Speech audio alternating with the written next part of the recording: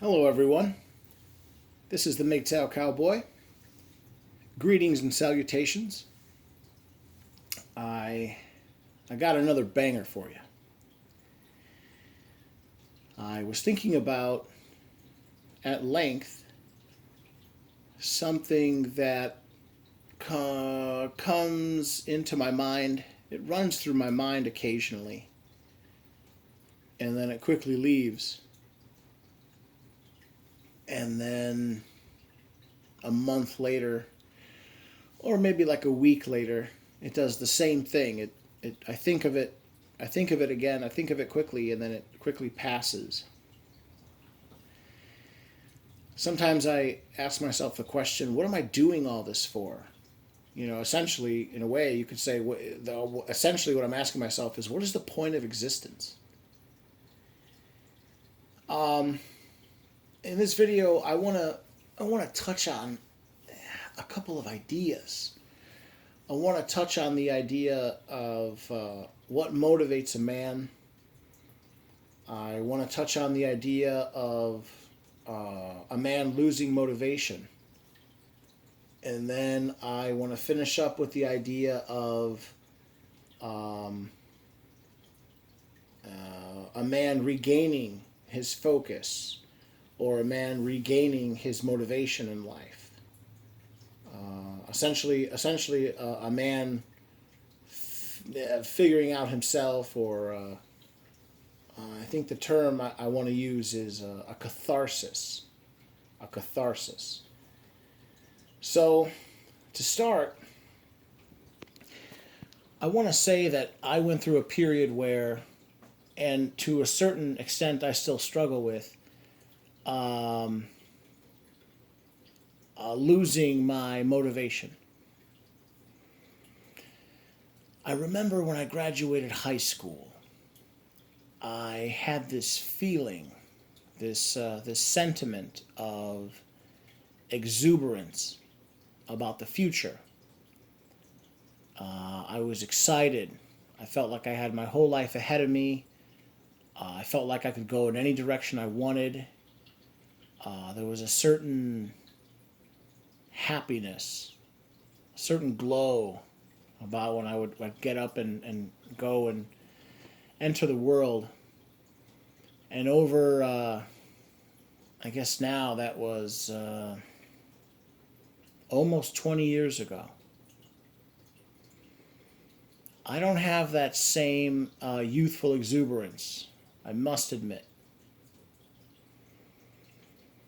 Rather, what has happened is um, a certain number. I have enjoyed a certain amount of successes in life. However, I have most definitely incurred or suffered a number of failures and disappointments in life, and they are painful. They are they are not enjoyable, and it's very disappointing.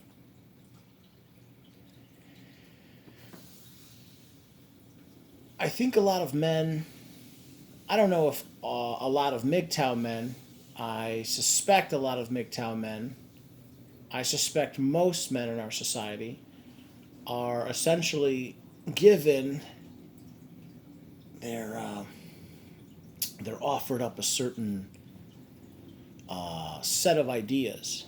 They're given a template of how society. I use that word society. Your friends, your folks, your teachers, your neighborhood, how they want you to proceed through life, stage by stage. You're given a certain template, and you're told, this is how you go through life. This is how most people seek out their happiness. This is how you do it. You go to high school, you work real hard to get the best grades, and then you place into the most competitive universities, and then you hope to get into grad school, or maybe you just go right to work after that, and and then you meet a girl, and da da da da da. What happens to the man who doesn't fall into that? And that's I think the story of the Mgtow. The man who doesn't fit into this I don't know, cookie cutter, assembly line. This is how you live life, and this is what you do, and in these stages, and this is how it works, and blah blah blah. What does a man to do? Well, what ends up happening is, and I think this ends up happening by your early 30s. This hits. For women, I think this hits by the late 20s, but for men, I think they could wait an extra 5 or 6 years. Let's say by the time you're 35 as a man, if you haven't done most of the things that are prescribed for you, like for example, getting married, having kids, buying a house, that I mean, those are just three things, but there's more. But just the three off the top of my head. You start to question, like, what am I living for? And that's because you've been taught from a very early age that that's what you want. That's what you should aspire to want. And I think that MGTOW are men that kind of buck that trend. We reject that.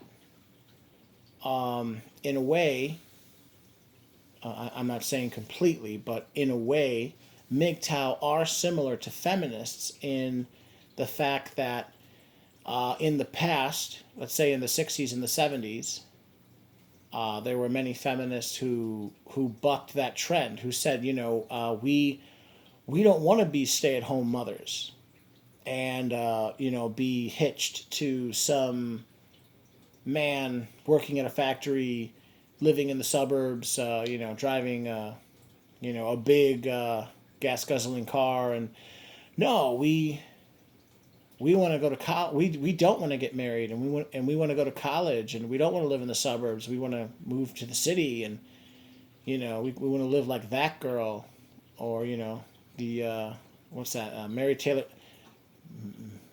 Moore, the Mary Taylor Moore show. We want to be a yuppie.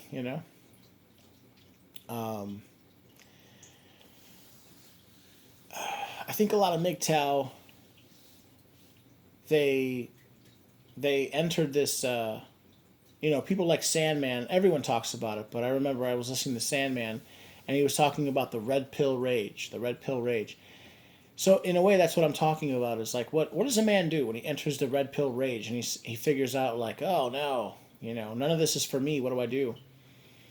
I think what happens to a lot of men, I know what happened to me, is you sort of go through this phase where you're just like, oh, you actually, in a way, you go back to like where you're at high school. You're like, wow, what? I can go anywhere from here. I don't have to get married. I could become a beach bum and go live in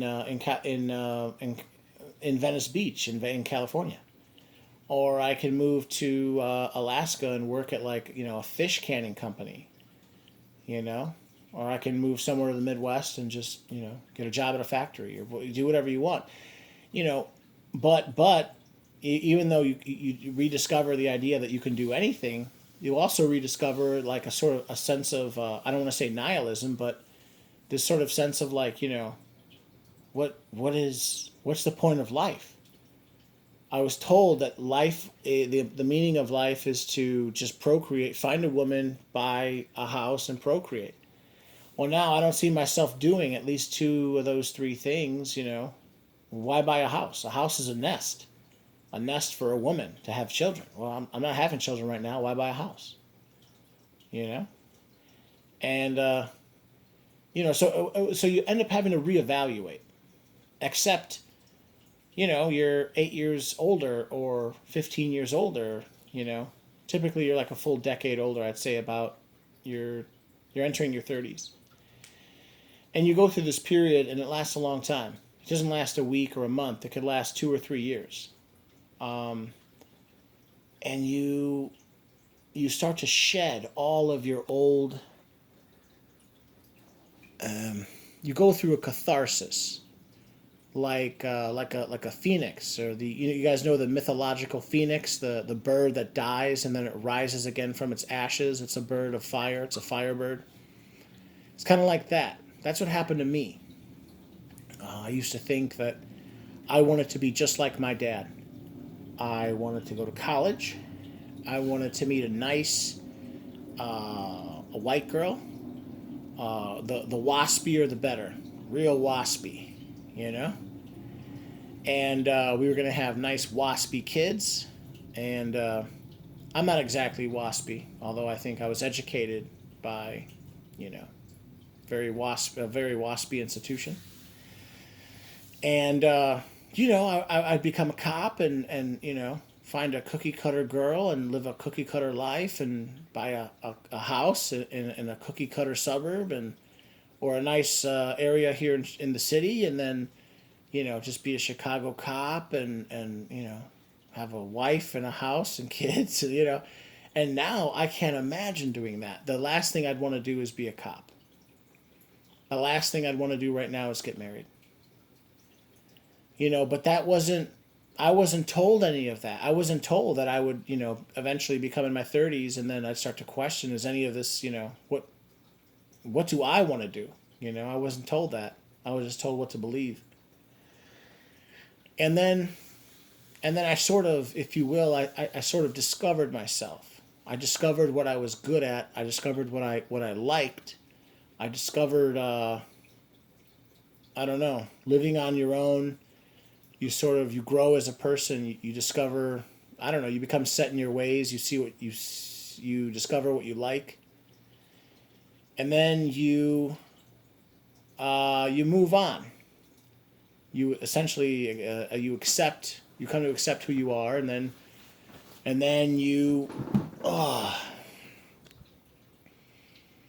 and then you start to you start to make a new set of friends based on your value system, and you seek out the type of work that fits you. You figure out like what your personality type is, and then you find from there you can find the type of work that you like. Like, for example, I have fallen into trucking. I'm pretty sure at this point that trucking, or the transportation field, the transportation industry is for me.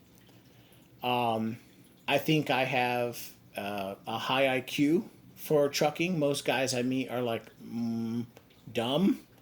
They're more dumb than me, but at the same time, I think that doesn't matter because trucking fits me because I like being alone when I'm working. I most definitely don't like being around women. So I understand that like retail is not going to work for me. Working at restaurants probably is not going to work for me. The corporate world, not going to work for me. But as Sandman says, doing certain jobs that are, what's he call them, the 3Ds? Jobs that are dirty, difficult, and dangerous. They're male dominated, and they tend to pay well. They pay, twice or maybe three times as much as minimum wage. There's no women. They're recession proof. That they're good. The trades, basically the trades, and that's really what I wanted to talk about. Just this journey that I went through, where I was put through the diploma mill of high school, and then the diploma mill of university, and you end up figuring out who you are and what you want to do, and you go through this period of I don't want to call it depression, but maybe melancholy. You become melancholy. You're like, I don't want to get married, but maybe I do. But increasingly I don't. And women are really difficult, but how am I going to have kids? But how am I going to have kids if I don't have money? But how am I going to make money if I have too many kids? And it's just, and then you just settle in.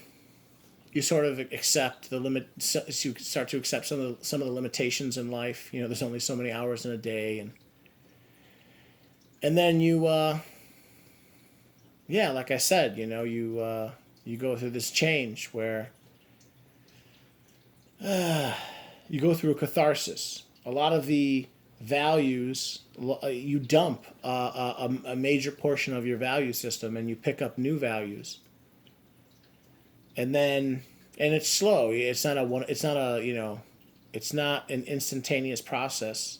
It's this slow process. But then you look back and you're like, wow, I graduated high school 19 years ago. I'm almost a totally different person. And yeah, that will happen. Because time goes by fast, and then 2 years turns into 10. You're just like, wow, the way I think is totally different. And yeah, that's pretty much all I wanted to say. Reflecting on life. Next year is my 20th high school reunion. I'm not going to go. Not that I have any bad not that I have any bad feelings towards any of the people. I just, all of the men from my high school that I care to associate with, I still associate with. And then, that only leaves what? The women. And, I'm 38 this year. Why would I go? Why would I go to a high school reunion to socialize with a bunch of old 40, soon to be 40-year-old women? Going to see those old, geezer, going to see those old hens does not interest me in the slightest. So, I really think though the 5 year reunion is the way to go, because you could tag a lot of that. You could still tag a lot of that. So I'd recommend that to the young guys. But I guess I'll leave it there. Yeah, it's a trip. When you're really young, you're full of exuberance. That exuberance fades. You are taught to have a certain type of mind frame. Over time, though, that will slowly change, and then it'll get to the point where you sort of, in retrospect, look back and you're like, wow, I was that person, but now I'm this person. And it will get to that point where your ideas change, or they can. Some people, they stay the same, but some people, let's say like Mgtows, they can change so radically that you get to a point where you look back and you say, wow, I'm actually a totally different person with a totally different belief system. And then you just have to figure out where to go from there. What do you want to do? How do you want to make money? What are your pastimes going to be? What are your hobbies going to be? What kind of women are you going to pursue? Are you going to pursue women?